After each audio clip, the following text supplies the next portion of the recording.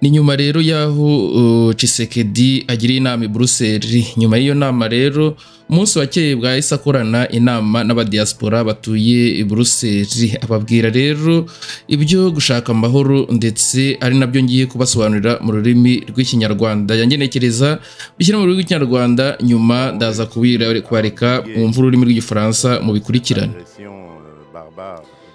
Imbwirwaruhame rero Tshisekedi yatangiye agira ati: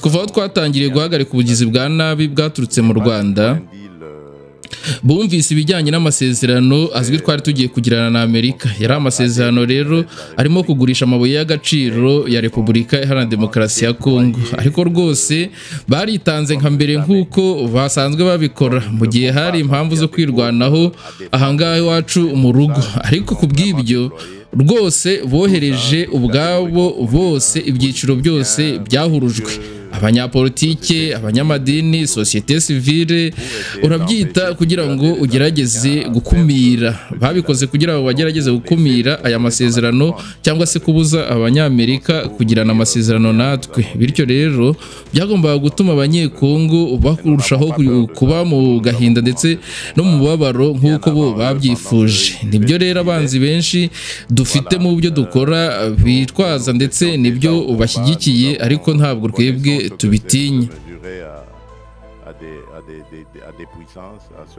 Yakomeje avuga ati: twatangiye iyi ntambara cyangwa se turamenyereye ibi byose. Icyo nakubwira ni ibyabaye, kubera ko twatangiye iyi ntambara kera cyane mu gihe bari bakinywa amata y'abatoya. Ngaho rero genda urebe nawe, twari dusanzwe ku rugamba, tuzi icyo ari cyo urugamba, guhangana n'abantu bakomeye, kurwanya abantu bizera cyangwa se wizera yuko bo bakomeye. Ibyo ngibyo turabimenyereye kandi ntibizaduca intege habe na gatoya. Icyo nababwira ni ibyabaye ku munsi w'ejo hashize. Mwese mwarabibonye, mwarabikurikiye, kubera ko nta banga ryari ririmo. Uko nabikoze ku mugaragaro mwese mwarabibonye. Nageze ku muntu bigaragara ko ahagarariye ingufu zitera Repubulika ya Demokarasi ya Kongo cyangwa se ufasha M23, mpamagarira isi yose kubimenya ndetse no kubumenya, kubera ko mu gihe runaka utabizi, izi ni intambara zibera mu mitwe cyangwa se zibera muri diplomasi. Ntabwo rero byanze bikunze uhora ubimenya, ariko ababizi bashobora kubimenya. Hashize igihe kinini twebwe duhohoterwa, twerekanwe nk'abasusurutsa cyangwa se nk'abasuzugura abadakeneye umutekano, mu gihe ari twebwe twibasiwe kandi nk'abiciwe. Twari dufite rero uburenganzira bwo kwirwanaho, ariko rero muri ubwo burenganzira twakoresheje kugira ngo twirwaneho, abantu batangiye gushaka kutwerekana nk'abantu badashaka amahoro, ahubwo ko twe turi abantu bakeneye intambara. Kandi rero nashakaga kwerekana isi yose yuko atari ko bimeze, kuko twe dushaka amahoro, dushaka kuba aba mbere bashaka amahoro. Kandi rero kubera ko dushaka aya mahoro, ubu njyewe ndambuye ukuboko, narakurambuye, mwese murabibona, mvuga nti nibyo. Kuva rero mvuga ibi ko ari twe dushaka amahoro cyangwa se twashakaga intambara, none ndavuga nti turashaka amahoro kugira bose babyumve, maze ntegereze igisubizo bari busubize. Rero natwe rero ubwacu mwarakurikiranye igisubizo mugenzi wanjye yatanze. Ngaho rero genda rero murebe, ibi ni ukubabwira yuko twatsinze guhishura. Biragaragara abari bihishe inyuma y'iyi ntambara cyangwa se muri iyi manipulation. Kandi rero ndababwiza ukuri yuko manipulation igera imbere mu gihugu. Abantu bose bavuga ibiganiro, ibintu by'ibiganiro n'ibindi byose, nabo bagaragaza ibintu mu buryo bwabo, bavuga ibyo bashaka, bati reba ntidushaka ibiganiro, nibyo ntabwo dushaka ibyo biganiro ahubwo. Ubwo rero mwumva ko ikiganiro yashakaga ko adashaka mwaracyumvise, ntabwo ashaka ibijyanye n'amahoro. Ntabwo rero turashaka ibiganiro mu baturage ba Kongo bose barwanya iki gitero. gusa icyo nsaba aba bantu bashaka ibiganiro ni ukubanza kwamagana uwagabye igitero muri Repubulika Iharanira Demokarasi ya Kongo, kumwita izina no kumuciraho iteka. Noneho rero reka tuvuge aba ni abakunda igihugu bashobora guhagararira iruhande rwacu kugira ngo baganire ku biganiro. Ntabwo rero tuvuga ku biganiro, ni intumwa z'abagizi ba nabi. Ikindi, iyo bageze ku meza y'ibiganiro bavuga gusa inyungu z'abagizi ba nabi, ntabwo bitaye ku mahoro dukeneye twebwe. Ntibavuga rero ku nyungu z'abanyekongo, nta kindi kintu kireba abanyekongo bavugaho. Ibintu byose byibanze kuri twe turagenda dute, navuze nti ntibizongera kubaho. Ibyo biganiro rero icyo mabwira nuko bitazongera kubaho, byibuze keretse niba basohoye cyangwa se kereka niba bazaba baranyishe nibwo ibyo biganiro bizabaho. Aha rero ngira ngo murabyumva ko Tshisekedi yongeye gutsemba yuko ibiganiro bizongera kubaho ari mu gihe atazaba kiriho. Yakomeje agira ati ariko rero mu gihe cyose nkiriho cyangwa se nkiri muzima, ibyo biganiro bakeneye ntibizabaho. Ntabwo rero bizabaho kuko niyo mpamvu tukiri mu bibazo ahangaha muri Repubulika Iharanira Demokarasi ya Kongo. Izo ngabo zose z'ibiganiro n'ibindi, izo ngufu zose z'ibiganiro ni bibi cyane, byarangiye kuvanga, byaravanzwe ubumwe bw'igihugu ndetse n'ibindi bintu byagiye byangirika. Kandi rero nibyo byakuruye ibibazo dufite. Kumva ngo dufite imiryango iharanira uburenganzira bwa muntu, bose baza bitwaje ibiganiro, nanjye ntituzongere. Narishimye ko tuganira ku bibazo by'igihugu, kuko kimwe no mu bindi bihugu byose nta gihugu kitagira ibibazo. Igihugu cyacu nacyo rero gifite ibibazo. Dushobora rero kubiganiraho, ariko ntibisobanuye ko bigomba kurangira kuvanga no kuvanga. Twinjire mu bigo byacu rero, ahantu bayoboka abantu bafite ubwenegihugu buteye amakenga, ibintu nk'ibyo mu gihugu cyacu ntabwo rero nabyo tubasha kubyumva. Ariko rero ikindi nabanza kubabwira nuko rero turashaka amahoro. Ibyo birasobanutse neza, turi abambere bavuga ku bijyanye n'amahoro. Turi abambere kubivuga kuva igitero cya 2022 igihe cyatangiraga, twashakaga amahoro. Kandi rero icyo nababwira mugomba kumenya nuko gushaka amahoro atari icyo twakita gucika intege, cyangwa se ntabwo biri mu byo twakita kunanirwa kurwana urugamba cyangwa se kunanirwa intambara, ahubwo nuko twebwe icyo dukeneye ari amahoro. Et surtout ce que vous devez savoir, faire la paix, ce n'est pas une faiblesse. Voilà. Ikindi nababwira cya nyuma nuko gushaka amahoro ntabwo ari imbaraga nkeya. Icyo nababwira mugomba kumenya nuko gushaka amahoro atari imbaraga nkeya. J'ai réussi à le prouver à plusieurs reprises. Si aujourd'hui on parle de sanctions, si aujourd'hui on parle de dialogue, médiation, que ce soit africaine ou autre américaine. Ati kandi ngewe rero nagerageje kubitangira umugabo. Iyo wumva rero mutangira mwumva rero ibijyanye n'ibihano cyangwa se bagenda bahereza igihugu cy'u Rwanda, twe dukeneye amahoro. Ngira ngo mumenye yuko atari ugucika intege cyangwa se atari imbaraga nkeya, au contraire, cyangwa se si ikinyuranyo, cyangwa se ntabwo dushatse kuvuga yuko kuva dushaka amahoro ari imbaraga twe twabuze zo kuba twarwana izo ntambara. Me faire une offre et c'est ce que j'attends. Voilà, merci.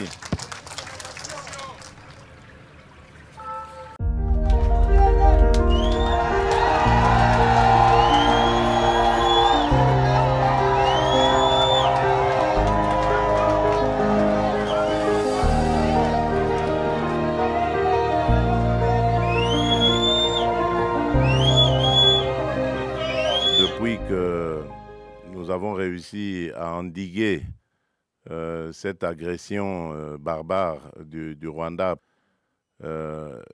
Quand ils ont appris, ils ont entendu parler du fameux deal que nous allons signer avec les États-Unis, qui n'est pas du tout un deal qui consisterait à brader les minerais de la République, mais ils se sont vraiment déployés comme jamais comme ils ne le font pas quand il y a des causes à défendre au pays. Mais pour ça, ils se sont vraiment déployés, tous, hein, toutes catégories confondues, hein, politiciens, religieux, société civile, tout ce que vous voulez, pour essayer d'empêcher, dissuader les Américains à faire ce deal avec nous. Donc pour laisser les Congolais dans la souffrance, ce que ça veut dire. Donc c'est pour vous dire combien nous avons d'ennemis dans ce que nous faisons. Mais nous n'avons pas peur de ça. Nous avons commencé ce combat bien avant eux, pendant qu'eux, ils buvaient du petit lait. Voilà. Nous étions déjà au combat. Nous connaissons ce que c'est, se mesurer à des puissances, à des gens qui se croient puissants. Nous sommes habitués à ça et ça ne va pas nous décourager. Alors, tout ce que je peux vous dire, c'est par rapport à ce qui s'est passé hier. Vous pouvez suivre vous-même parce qu'il n'y avait pas de secret dans ce qui s'est passé. Je l'ai fait ouvertement. J'ai tendu la main à celui qui représente évidemment les forces qui agressent la République démocratique du Congo pour prendre à témoin le monde entier. Parce que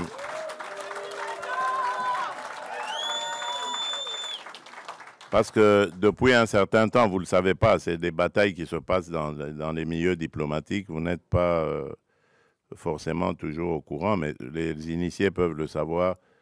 Depuis un certain temps, on nous faisait passer, nous les victimes, comme étant des va-t-en-guerre, alors que c'est nous qui sommes agressés et que nous avions, en tant que victimes, le droit de nous défendre.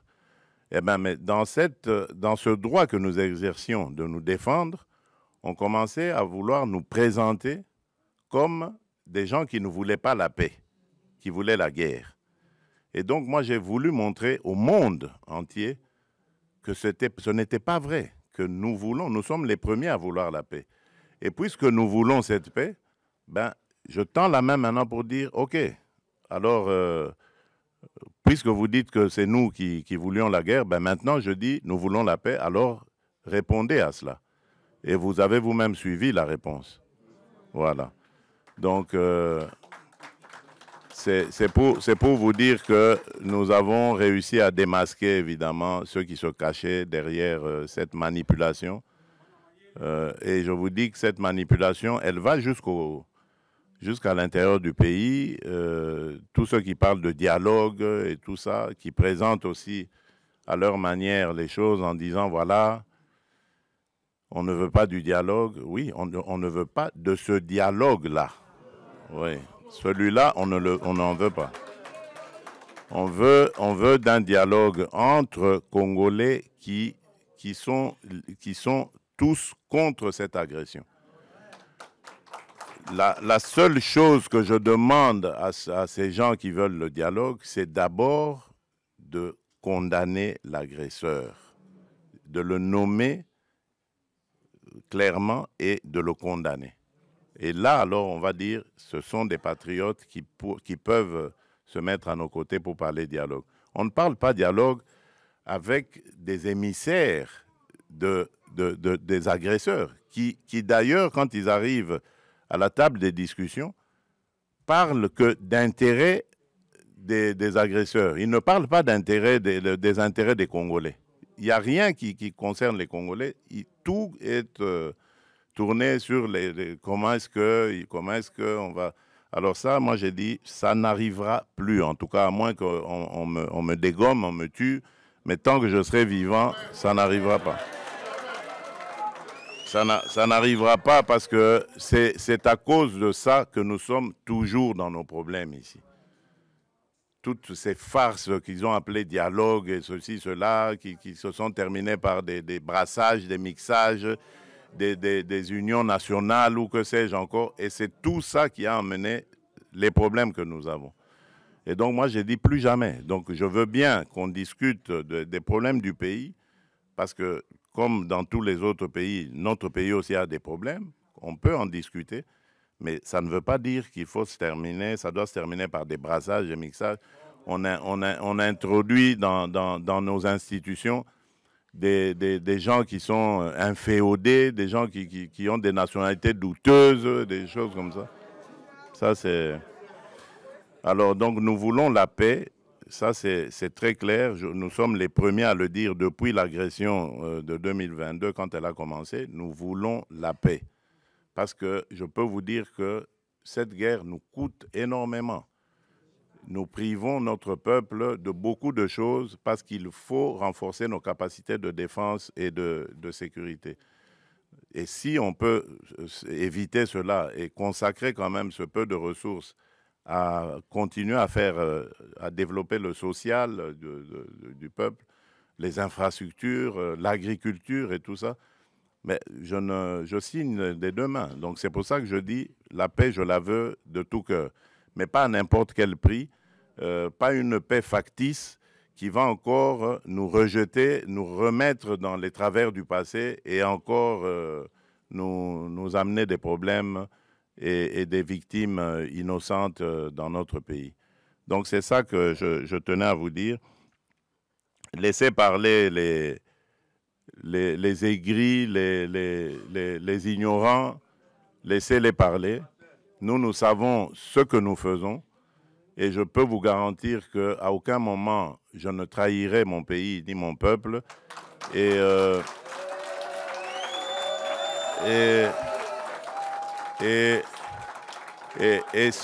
surtout,